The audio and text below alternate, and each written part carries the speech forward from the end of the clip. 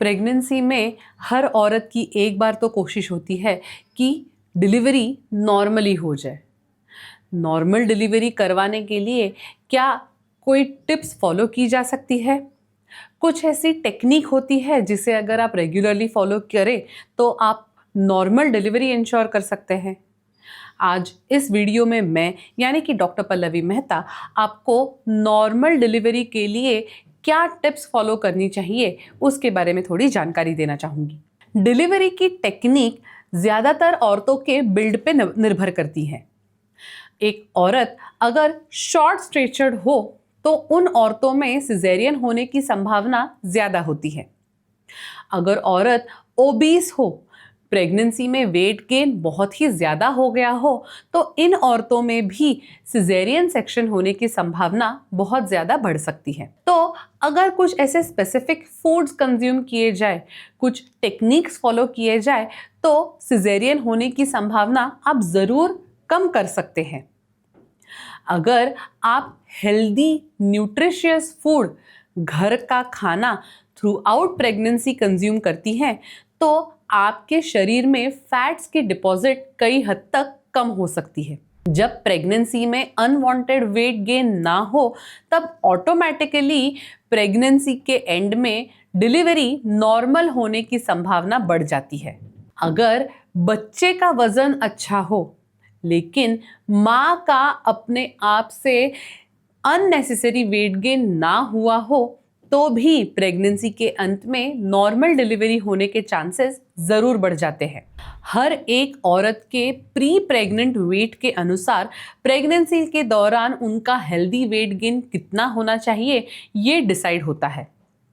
Pregnancy के दौरान आम तौर पे 10 से 11 किलो तक का वज़न नॉर्मल होता है, लेकिन अगर प्री प्रेग्नेंट स्टेट में औरत ओबीस है, उसी के अनुसार ये भी समझा जा सकता है कि थ्रू आउट प्रेगनेंसी उस औरत को वेट गेन कम करना चाहिए। प्रेगनेंसी के दौरान हाई फैट डाइट को अवॉइड करें।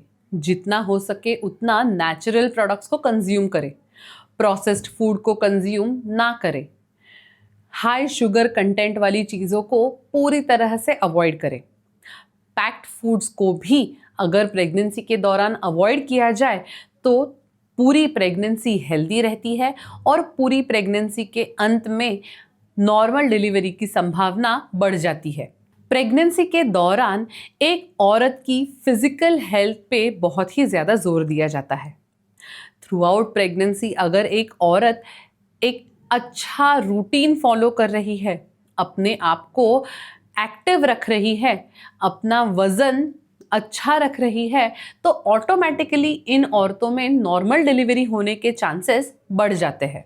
प्रेगनेंसी के दौरान भी स्पेसिफिकली सेकेंड ट्राइमेस्टर और थर्ड ट्राइमेस्टर में कुछ स्पेसिफिक एक्सरसाइजेस अगर किए जाएं, तो इन एक्सरसाइजेस की मदद से पेल्विक फ्लोर ब्रॉडन होता है और नॉर्मल डिलीवरी होने में आसानी हो जाती है। इन पेल्विक फ्लोर एक्सरसाइजेस को एक गाइडेड, एक क्वालिफाइड इंसान की मदद से ही सीखें। इन एक्सरसाइजेस को लमाज एक्सरसाइजेस के नाम से पहचाना जाता है। लमाज सर्टिफाइड ट्रेनर अगर आप पहचानते हैं तो उनके पास से ही इन एक्सरसाइजेस की जानकारी लें। इन एक्सरसाइजेस को किसे करना चाहिए, इन सारी चीज़ों का नॉलेज आपके लमाज ट्रेनर के पास होता है। अगर प्रेगनेंसी के दौरान आपका ब्लड प्रेशर हाई है तो कुछ एक्सरसाइजेस आपको अवॉइड करनी पड़ेंगी। अगर प्रेगनेंसी के दौरान आपको बैकएक हो रही है तो कुछ एक्सरसाइजेस आपको रेगुलरली करनी पड़ेंगी। इसीलिए आपके लिए एग्जैक्टली किस प्रकार की एक्सरसाइजेस सूटेबल हैं ये समझने के लिए एक लमास इंस्ट्रक्टर से ज़रूर मिलिए। कुछ फिजियोथेरेपी एक्सरसाइजेस भी होती है जिन्हें अगर आप प्रेगनेंसी के थर्ड ट्राइमेस्टर में करते हैं तो उसकी मदद से आप vaginal delivery, normal delivery facilitate कर सकते हैं। डक वॉकिंग, कुछ टाइप के स्क्वाट्स, इन्हें अगर एक ट्रेंड फिजियोथेरेपिस्ट के मदद से किया जाए तो आप वजाइनल डिलीवरी यानी कि नॉर्मल डिलीवरी होने की संभावना ज़रूर बढ़ा सकते हैं। डाइट और एक्सरसाइजेस के अलावा अपनी मेंटल हेल्थ पे भी ज़रूर ध्यान दें। कई बार कई औरतों में ये देखा गया है कि सिर्फ इन औरतों को नॉर्मल डिलीवरी के डर की वजह से ये औरतें नॉर्मल डिलीवरी के लिए ऑप्ट नहीं करती। ये डर भगाने के लिए, इस डर को अच्छी तरह से और पॉजिटिवली एड्रेस करने के लिए एंटीनेटल केयर ज़रूर करवाएं।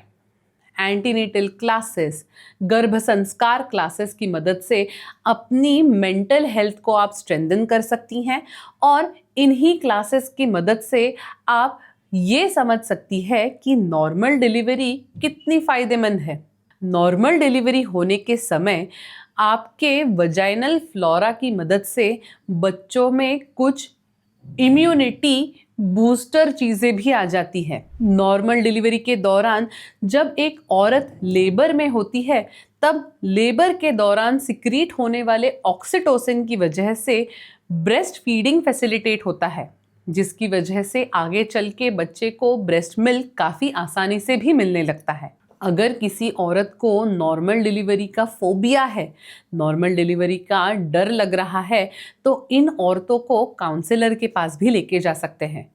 काउंसलर आपको ये समझाएंगी कि आपके केस में नॉर्मल डिलीवरी का कितना फ़ायदा हो सकता है, नॉर्मल डिलीवरी कैसे करवाई जा सकती है और कितनी आसानी से आजकल विदाउट एनी पेन आप नॉर्मल डिलीवरी करवा सकती हैं।